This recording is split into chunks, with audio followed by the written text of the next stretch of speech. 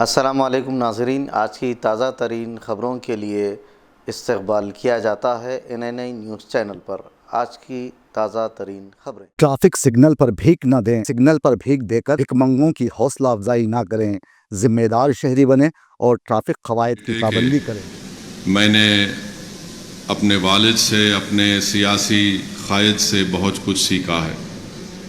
آج جو کچھ میرے پاس قابلیت ہے یا نہیں ہے یا جو کچھ ہے، یہ سب اللہ کا کرم ہے، صدقہ نبی کریم صلی اللہ علیہ وسلم کا اور میرے ماں باپ کی دعائیں ہیں۔ اگر اسد الدین اویسی کے پاس اگر کوئی سیاسی بصیرت ہے تو وہ میرے مرحوم قائد کی تربیت ہے۔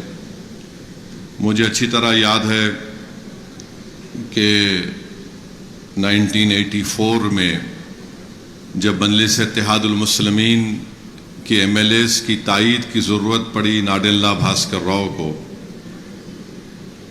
تو میں آپ کو یہ بتانا ضروری سمجھتا ہوں کہ ہمارے ملک میں بہت سے اسکالرز ہیں، تھنک ٹینکس ہیں، PhD ہولڈرز ہیں جو بہت کچھ لکھے ہیں مسلمانوں کی پسماندگی کے بارے میں، مگر ایک بات آپ کو سمجھانا چاہوں گا کہ کسی بھی قوم کے مستقبل کو اگر اچھا کرنا ہے تو اس لیڈر اور قائد کے پاس ایک وقت آتا ہے، اور اگر اس لیڈر اور قائد میں یا اسٹیٹسمین اگر ہے اور اللہ ان کو توفیق دیتا ہے، اہل دل کی دعائیں ان کے ساتھ ہوتی ہیں، تو وہ ایک فیصلہ اس قوم کے مستقبل کو طے کرتا ہے۔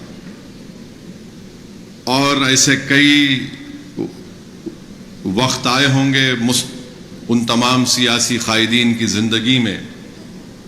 میں کسی پر تنقید کرنا نہیں چاہوں گا، مگر اللہ نے سالار ملت کو ایک موقع دیا کہ وہ ایسا فیصلہ دیں جو اس قوم کے مستقبل کو بدل سکے، جو اس قوم میں ایک انقلاب برپا کر سکے، جو اس غریب قوم کو علم کے ذریعے طاقتور بنا سکے۔ اور مرحوم قائد نے ایک فیصلہ لیا اور سالار نے کہا کہ ہم اپنے MLAs کی تائید ناڈلہ بھاسکر راؤ سے کریں گے۔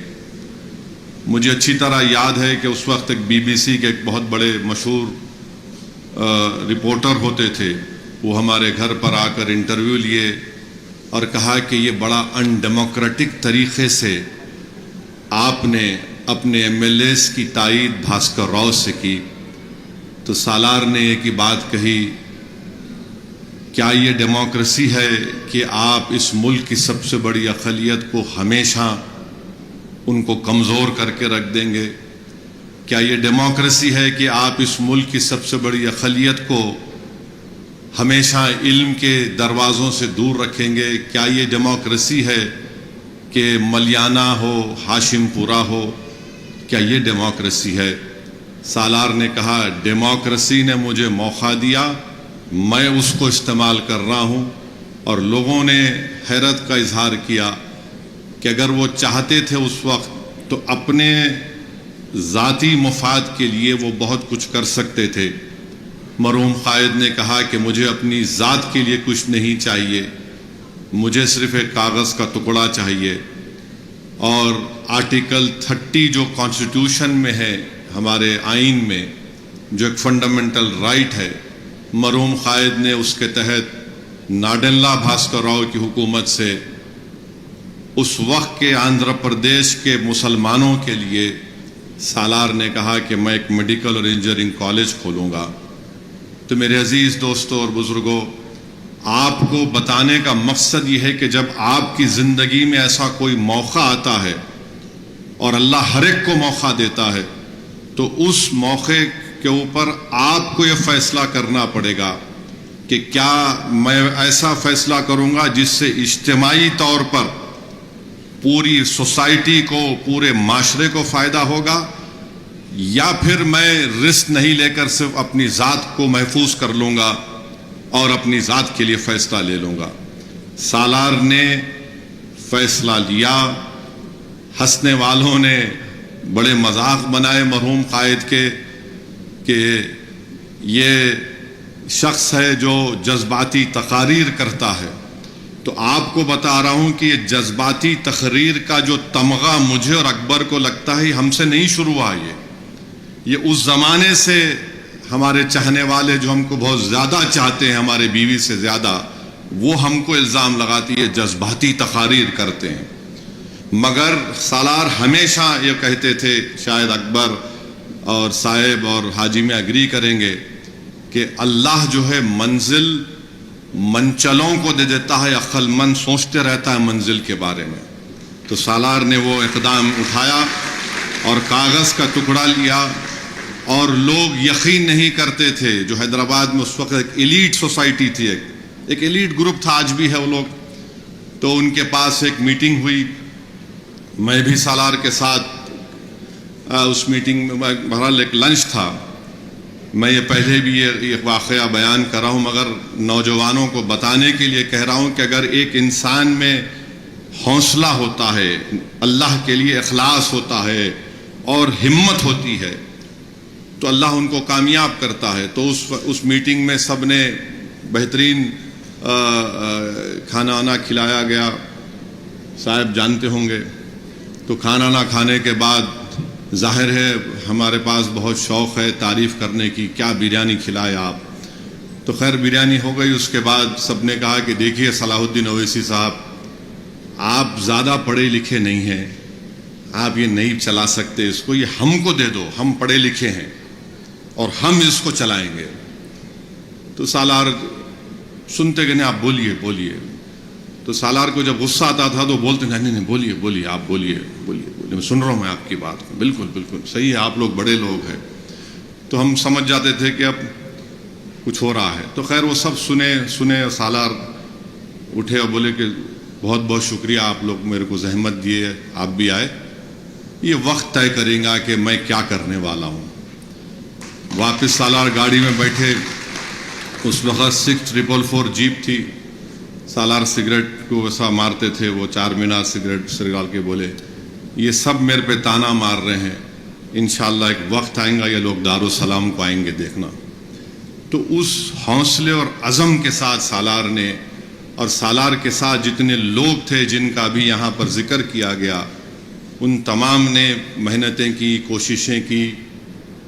اور آسان بات نہیں تھی اس میڈیکل کالج کو کا قیام عمل میں لانا. اور کوئی دولت مند اس کے پاس اتنی نہیں تھی کہ اس طرح کے ادارے کو ہم اچانک قائم کریں. مگر ایک بات بتاؤں گا، اگر یہ جتنی عمارت ہے، اور میری بات سے وہ تمام لوگ ابھی جو زندہ ہیں جو اس کالج کی شروعات میں تھے، اگر اللہ اس عمارت کو زبان دے گا تو وہ عمارت یہ کہے گی کہ اس کے بنانے والوں نے اپنا بہت خون پسینہ اور اپنے آنسوؤں کو لگایا اس میں، اور تب جا کر آج یہ عمارت قائم ہوئی. تو میرے عزیز دوستو، میرے بزرگوں، ہم اور آپ کی ہماری کوشش یہی ہونی چاہیے کہ ہم ان اداروں کو اچھا رکھیں. جس نیک مقصد کے تحت ہمارے بزرگوں نے اس کا قیام عمل میں لایا، ہم ان کے خوابوں کو پورا کرتے جائیں. اور ابھی اکبر نظام الدین صاحب نے غوث پیر صاحب کا بھی ذکر کیا. میں چاہوں گا کہ جو لوگ جو ویڈیو بنائے ہیں، جو خراج عقیدت آپ نے ان ناموں کے ساتھ پیش کیا ہے، میں چاہوں گا کہ اس میں غوث پیر صاحب کی بھی فوٹو اور غوث پیر صاحب کا بھی نام ہو. اور یہ عجیب اتفاق ہے کہ مجلس اتحاد المسلمین کا احیاء کہ 66 ایئرز اب ہم 1 مارچ کو بنانے جا رہے ہیں. اللہ کے فیصلے اللہ جانتا ہے، مگر ایک عجیب اتفاق ہے کہ اس کالج کے سام میں یہاں سے 5 یا 6 منٹ کی ڈرائیو پر فاصلے پر عبدالواحد اویسی علیہ الرحمہ نے 1 مارچ 2 مارچ کو 1957 کو مجلس کا پہلا جلسہ اپنے گھر میں کیا تھا، یہیں سے 5 منٹ کے فاصلے پر. آج بھی وہ گھر ہے آج بھی ہے، ہاں، فاطمہ باغ کے نام سے. تو وہ جلسہ اور پھر یہی سامنے کی آج کی عمارت میں شکر گزار ہوں سرزمین دکن کے ان تمام بزرگوں کا، ہماری ماں اور بہنوں کا، جنہوں نے اس وقت سے لے کر اب تک اور انشاءاللہ مستقبل میں بھی آپ لوگوں نے مجلس اتحاد المسلمین کی سرپرستی کی، مجلس اتحاد المسلمین کا آپ نے ساتھ دیا۔ طوفان تو بہت آئے، سازشیں بڑی رچائی گئیں، الزامات تو لگتے اس وقت بھی لگتے تھے، آج بھی لگیں گے، کل بھی لگیں گے، مگر جو لوگ اپنے منزل کو پانے کے لیے ان تمام چیزوں کی فکر نہیں کرتے، اللہ ان کو کامیاب کرتا ہے۔ میں شکر گزار ہوں جناب اکبر نظام الدین صاحب کا، حاجی میاں کا، بہت ان لوگوں کو بھی ایک حملے حاجی سیٹھ پر کیے گئے، مگر حاجی سیٹھ ایک اسپریٹڈ آدمی ہے، بہت اسپریٹڈ آدمی ہے، اور بڑی قربانیاں انہوں نے دی، الزامات کے بوچھار ان کو اٹھانا پڑا۔ اور آج بھی سالار کی ایک تقریر یوٹیوب پر ہے، آپ دیکھیے کہ دارالسلام میں جلسہ ہو رہا ہے، مرحوم آغا داؤد صاحب قبلہ رحمۃ اللہ علیہ بیٹھے، اور سالار کی خوشی کا عالم یہ ہے، وہ کاغذ دکھا رہے تھے کہ میرے پاس یہ کاغذ، میں سپریم کورٹ سے یہ جیو تھا یا ججمنٹ تھا، مگر اس شخص نے اپنی زندگی میں میرے خیال سے جتنی زندگی سالار کو اللہ نے دی تھی، لوگ نہیں جانتے کہ یہ تعلیمی اداروں کا سفر صرف یہ 2 میڈیکل انجینئرنگ کالج سے نہیں ہوا۔ جب عبدالواحد اویسی نے 11 سال دارالسلام کو حاصل کرنے کا مقدمہ لڑا، اس کے بعد سالار جلنگم وینگل راؤ سے ملاقات کر کے انڈسٹریل ٹریننگ انسٹیٹیوٹ کا قیام عمل میں لایا، ITI۔ وہ ITI کئی سال تک چلتا رہا۔ تو یہ ایسا نہیں ہے کہ یہ چیز اچانک آ گئی، ایک ویژن تھا ایک سیاسی قائد میں، اور سالار بار بار بولتے تھے کہ میں فسادات میں دیکھتا تھا کہ اسپتالوں میں علاج برابر نہیں ہوتا، میرا ایک مقصد یہ بھی ہے۔ اور میں بھی ڈاکٹر اشفاق صاحب سے پوچھ رہا تھا کہ یہ کیا ورڈ ہے، کوڈرجینیا کا مطلب کیا ہے؟ میرا تو کوئی بیک گراؤنڈ نہیں ہے میڈیکل ٹرمز کا، تو اشفاق بھائی نے کہا کہ Asad, coordination through brain, it helps in vision and hearing and coordination, یہی کہا آپ نے۔ اب آپ اس کو جکسٹاپوز کریے 1984 میں، کوڈرجینیا مانے ایک سالار کا ایک مانے اس کو کوڈرجینیا بولیں گے یا کچھ بھی بولیں گے، ان کو یہ معلوم تھا کہ ایک ویژن، اور اس قوم کے ویژن اور ہیئرنگ اور کوآرڈینیشن کے لیے ضروری ہے کہ ہم ایک سیاسی طاقت کے ذریعے تعلیم کے میدان میں مسلمانوں کو لے کر آگے بڑھیں۔ تو یہ میں جب سنا، اور میں اشفاق بھائی سے پوچھا اگر کہ کوڈرجینیا نہیں ہوتا تو انسان کیا ہو جاتا، تو بولے آپ کو ویژن نہیں رہتا، ہیئرنگ نہیں رہتی۔ تو میرے بھائی یہی چیز ہے، آپ کے پاس سیاسی طاقت ہے، آپ کی انڈیپینڈنٹ لیڈرشپ ہے، تو پھر یہ کوڈرجینیا ہے۔ اگر نہیں ہے تو انفرادی طور پر آپ باجا بجا لو، ہاں یہ بہت اچھے تھے، یہ بہت اچھے تھے، کئی لوگ آئے اور چلے جائیں گے اس دنیا سے، مگر لوگ انہی کو یاد رکھتے ہیں جنہوں نے اپنے جانے کے بعد کچھ اس قوم کے لیے چھوڑ کر گئے۔ وہ کام سالار ملت نے کیا، اور حدیث شریف میں آیا کہ ہم مر جائیں گے، ہم سب زمین کی غذا ہو جائیں گے، مگر ایک اکاؤنٹ ہمارا کھلا ہوتا ہے، بند نہیں ہوتا، وہ قبر میں جانے کے بعد بھی، وہ ہماری نیکیاں ہیں۔ ایسی نیکیاں کہ اس انسان کے چلے جانے کے بعد بھی اس کو فائدہ پہنچتا ہے۔ اسی لیے مدرسوں میں جو کتاب پڑھائی جاتی ہے، اس کے پہلی جلد پر رسول اللہ صلی اللہ علیہ وسلم کی حدیث لکھی گئی کہ جو علم سے زندہ ہوتا وہ کبھی نہیں مرتا۔ تو سالار نے ان تمام اپنے ساتھیوں کے ساتھ اس علم کے خزانوں کو قائم کیا ہے۔ اور ایک بات یاد رکھیے کہ بغیر پولیٹیکل پاور کے مجلس کے پاس ہم یہ اداروں کو قائم نہیں کر سکتے تھے۔ آپ نے مجلس کو اپنے ووٹ کے ذریعے مضبوط کیا، سالار نے اس طاقت کا استعمال آپ کو اور طاقتور بنانے کے لیے کیا۔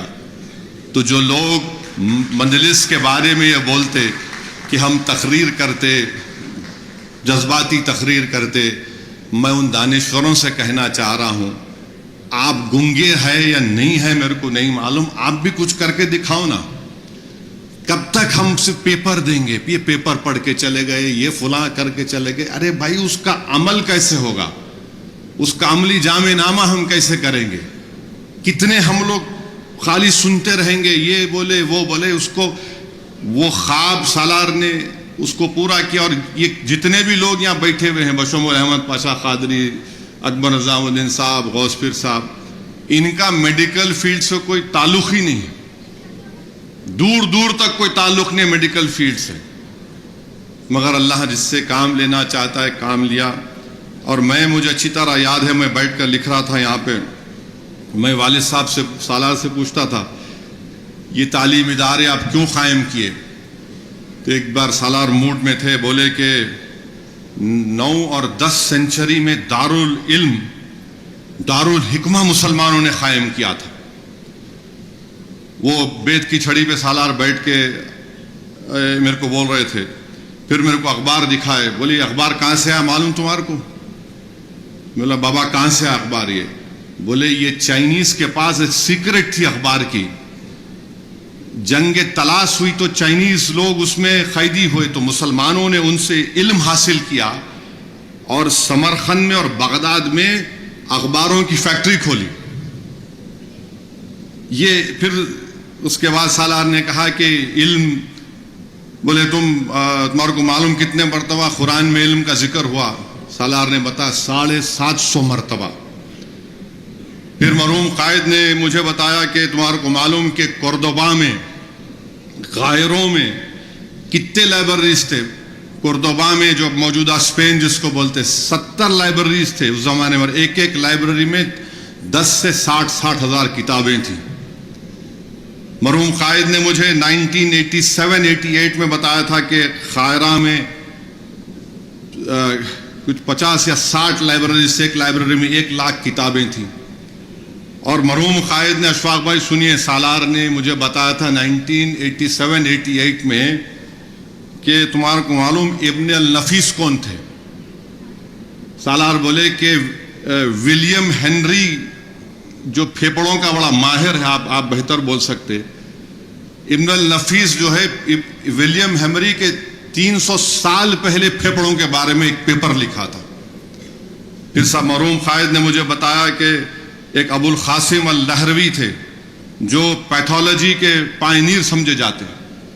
اور پھر ابن سینا کو سالار بولے کہ وہ تو شہزادہ تھا میڈیکل فیلڈ کا. تو یہ لوگ سمجھے نہیں میرے قائد کو، لوگ یہی سمجھے کہ شیروانی ہے، ٹوپی ہے، اور پھر جذباتی تقاریر کر دیں گے. مگر اس زمانے کے لوگوں میں علم بہت تھا، جذبہ تھا، اخلاص تھا، ان کی نیتوں میں بڑی صفائی تھی. اور وہی ہمارے لیے ایک مشعل راہ ہے. اور ہم اور آپ اور جتنے ہمارے ٹرسٹیز ہیں، ہمارے ایم ایل ایز ہیں، اکبر الدین اویسی ہیں، ہم لوگ یہی چاہتے ہیں کہ ہم اس خواب کو پورا کر سکیں. علم یقیناً ایک بہت بڑی ویلیوبل چیز ہے، مگر وہ ویلیوبل چیز صرف ایک ڈاکٹر کے لیے نہیں ہے، وہ ویلیوبل چیز صرف اس محلے کے لیے نہیں ہے، اس خاندان کے لیے نہیں ہے، یہ پورے قوم کے لیے ویلیوبل چیز ہے. تو آپ ایک ڈاکٹر ہیں، انجینئر ہیں، لائر ہیں، جو بھی اللہ آپ کو قابل بنایا، تو یہ آپ خود ویلیوبل ہیں ہم تمام کے لیے. اور ہماری کوشش یہی ہے کہ اس ہمارے وطن عزیز میں مسلمانوں کو اگر ان کا جائز مقام ملنا ہے تو ہم کو اپنی اولاد کو تعلیم یافتہ بنانا پڑے گا، طاقتور بنانا پڑے گا، تاکہ وہ علم کے زیور سے آراستہ ہو کر اپنی کانسٹیٹیوشنل رائٹس کو ایز اے سٹیزن اس کو حاصل کر سکیں گے. مگر یاد رکھیے، جب تک پولیٹیکل پاور اس کو بیک نہیں کرے گا ہم اس کو حاصل نہیں کر پائیں گے. یہ ریالٹی ہے، یہ اس ملک کی کراس ریالٹی ہے کہ پولیٹیکل پاور آپ کے پاس نہیں ہے تو کوئی آپ کو پلٹ کے نہیں پوچھتا ہے. آپ دیکھیے، کیا آپ کو معلوم ہونا چاہیے کہ گاندھی میڈیکل کالج ہمایوں نگر میں چلتا تھا. ہمایوں نگر سے نظام الدین صاحب اس کو لیڈی حیدری کلب کے پاس لے کر آئے. مگر ہم اس کو کھو دیے اس ایریا کے. مگر جب عثمانیہ ہاسپٹل کو یہی چل رہا تھا تو میں اکبر ہمارے ایم ایل ایز مل کے یہی بولے کہ یا تو وہیں بناؤ توڑ کے یا پھر آپ اولڈ سٹی میں بنانا. تو الحمدللہ ہماری کوششوں سے موجودہ چیف منسٹر ریونت ریڈی نے اس کو قبول کیا. اب گوشا محل اسٹیڈیم میں وہاں پہ عثمانیہ ہاسپٹل بنے گا. بہرحال میں بہت بہت مبارکباد دیتا ہوں, شکر گزار ہوں ہمارے تمام ایجوکیشن ٹرسٹ کے سٹاف کا. میرے خیال سے ہم لوگ نے تمام لوگوں کا نام لیا. اللہ ہمارے نادر صاحب کو بھی خوش رکھے جو ہمارے ایڈمیشن سیل میں بڑی ہی قربانیاں دیے, بڑے تکالیف انہوں نے اٹھایا ہے.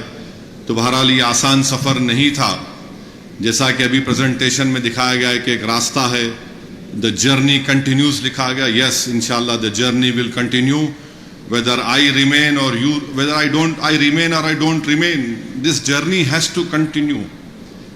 There is no end to this journey. This journey will only end when the world ends. That is what it is. This is the reality. This is what has been taught to us. This is what we firmly believe, that for a community to rise up and to shake up the whole country, you have to have a political leadership and you have to have a strong educational background. Alhamdulillah 5,000 doctor Deccan medical college سے doctor بن کے نکلے ہیں. تو یہ صرف مسلمانوں کے لیے نہیں, بھارت کی کامیابی ہے. اگر 5,000 ڈاکٹر نہیں ہوتے تو آپ بتائیے کیا حال ہوتا. اور الحمدللہ یہ ڈاکٹرز نارتھ امریکہ میں بھی ہے, یورپ میں بھی ہے, گلف میں بھی ہے. اور ماشاءاللہ جب ان کی قربانیوں کی داستانیں ہم سنتے ہیں تو ایک قلبی سکون بھی ملتا ہے. ان کے لیے دعا کے لیے ہاتھ بھی اٹھتے ہیں کہ کوئی ڈیکن میڈیکل کالج کے ڈاکٹرز بنگلہ دیش میں جا کر وہ روہنگیا کیمپ میں کام کر رہے ہیں. کوئی مجھے بتایا گیا کہ کوئی غزہ میں بھی گئے, غزہ میں بھی جا کر وہ لوگ خاموشی سے کام کر کے آئے. میں معافی چاہتا ہوں, میں یہ بول رہا ہوں مگر مجھ سے کہا گیا تھا کہ آپ ذکر مت کریے, میں ان کا نام نہیں لینا چاہتا. وہ غزہ میں بھی گئے, وہاں پر بھی کام کیے, اور کام کیسا کیے کہ ان کی فیملی ان کو بول رہی واپس آ جاؤ.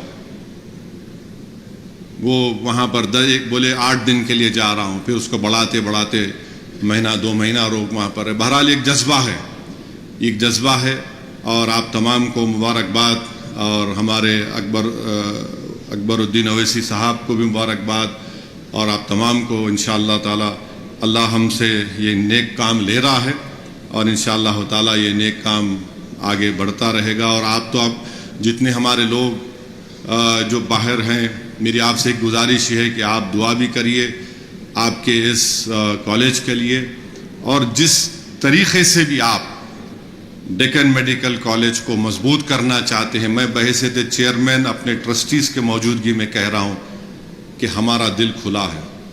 ہمارا ایک ہی مقصد ہے کہ جب ہم اس زمین میں چلے جائیں گے, یہ اطمینان کے ساتھ ہم اس دنیا سے جائیں کہ ادارے پھل پھول رہے ہیں, تو آپ آئیے. یہ آپ کا ادارہ ہے, ہمارا نہیں ہے, کسی خاندان کا نہیں ہے. میں ڈس ایگری کرتا ہوں, وہ اسی فیملی کا کچھ نہیں. اللہ ہم سے کام لے رہا, ہم کام کر رہے ہیں. جب تک اخلاص رہے گا اللہ ہم سے کام لیتا رہے گا. اور یقیناً مجھے یقین ہے کہ انشاءاللہ ہم اخلاص کی بنیاد پر, ہمارے بزرگوں نے اس کام کو شروع کیا تھا, اخلاص کی بنیاد پر یہ کام چلتا رہے گا.